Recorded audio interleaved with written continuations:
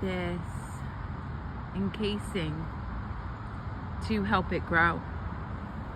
But as it grew, it became more powerful and no longer needed the additional support to help it become what it is today. And this is what I want to talk to you guys about on this amazing Monday bi-weekly newsletter. It's me again. I can't figure out how to flip the phone to try to take footage and then come back to me. So I'm doing this in 2 takes, and hopefully as you're watching this, I did not completely botch the putting together of the video. But even if I did, I'll put it out there because, listen, I'm keeping it real and I'm always working through my relationship with technology. Happy Monday, guys. As always, deep appreciation for pressing play on this newsletter or video. You could have easily kept it moving as we are constantly being pulled in 1,000 directions, and yet you chose to spend a few minutes of your time with me, and it's an homage and a privilege, and I appreciate you so much. So I shared a video of a tree with a big encasing at the bottom of it, and I imagine it grew to protect it. It was wounded in its infancy or wounded at some time, and to survive, it created this encasing around its wounds. But as the tree grew, it grew in strength. It grew in power. It grew in love. And so it no longer needed to sit in that encasing.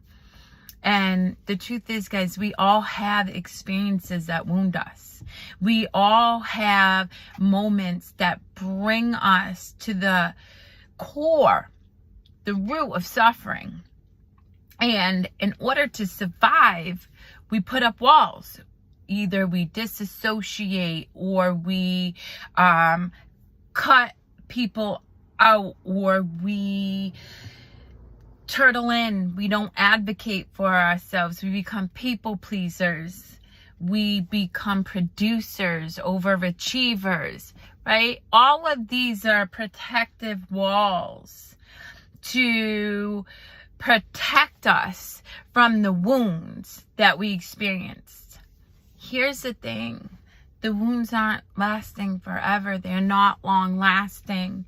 And when you create those walls and don't allow anybody to penetrate them, or start to get curious about why it is you behave a certain way, you cut yourself off from building strength and resilience within yourself, from having a steadfast wisdom and understanding that you have the power and the capability of not only creating a joy, love, and laughter-filled experience here in this world, but also the ability to protect yourself in a way that feels less harsh on your physical body. You see, when we create walls, not only are we shutting ourselves down from true, meaningful connection, we're also causing undue stress to our nervous system. Our nervous system never gets to calm down. It's constantly in fight or flight, waiting for the next terrible thing to happen to us.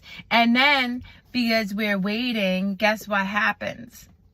Something else terrible happens, because we aren't aware that we don't have to live in that fear from our original trauma, our original pain. We just go on thinking that that has to be a story or a narrative that directs the rest of our lives' journey. And that's simply not true.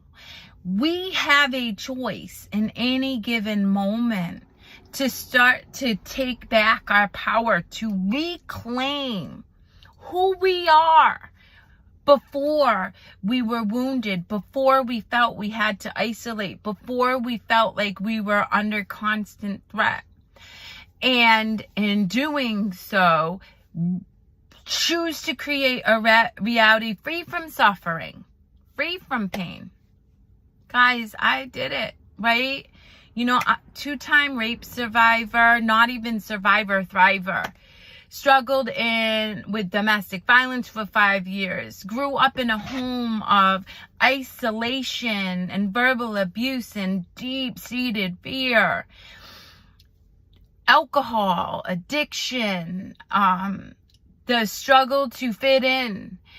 And yet one day I decided I was no longer willing to sit in that experience, that I was no longer going to allow what I experienced in my formative years to have any hold or power over how I experienced my future. So instead of putting up walls, guys, I started letting them come down. I started sharing my shame stories about some of the things I did that at one point embarrassed me and made me feel like I was a bad person. I started getting curious about what deep connection really could look like, rather than this superficial type of relationship where I claim to love my partner but am unwilling to share with him my deepest fears, my inadequacies, my joys, my pleasures, my needs. I no longer was willing to keep up walls that said that I couldn't speak my truth because it may hurt somebody else. And in doing that, I started to build upon this reserve of power that exists within all of us, and it does. And I started to show myself that I no longer need to worry about being traumatized, no longer need to worry about having experiences that wound me and cause me to put up walls even further, that I now had the power to discern, to know intrinsically that I have the capability to walk into a space, read the room, and make an instantaneous choice that says, this place is going to nurture and fill your soul, or this place is not a good space for you to be in. Exit now, without even needing a reason why. And that's the thing, guys. We've been so conditioned to believe that in order to take care of ourselves, we have to put logic to it. We have to understand. We don't. We simply have to trust our gut, our feeling. Is your body responding in a way that doesn't feel good? If it doesn't feel good, what is the quickest way to exit so you can get yourself feeling better? When you know you're that powerful, you create a world of joy. And so much so, I'll give you an example. Today I'm at Starbucks, happily going along, right? Dropped a $20 bill. The woman behind me picked it up, handed it to me. I offered to purchase her drink for her kindness. I then ended up being tapped on the shoulder by a gentleman who works out at the same gym as me. We started bantering back and forth, and I promised him I'd remember his name, and told him I was going to test him on mine when I see him next. And as I continued to sit in joy at the two experiences I had, I met this 81-year-old gentleman, Fred, who just got fluid taken out of his knee, but was telling me that every morning he wakes up laughing and every night he goes to bed laughing. And that he overcame cancer 10 years ago because he refused to allow the condition of cancer to dissuade him from experiencing joy, laughter, and love while he's here. Guys, That's the power of stripping down your walls. That's the power of getting curious and saying, this no longer serves me. I'm tired of being afraid. I'm tired of feeling like somebody's going to hurt me. I'm tired of feeling like I don't know how to take care of myself in a meaningful way. Because you have the power, guys. You have the power. And if you don't know where to start, reach out for help. Reach out to me. If not me, reach out to somebody that you trust immensely that can be unbiased. Reach out to a support group. Reach out to another coach.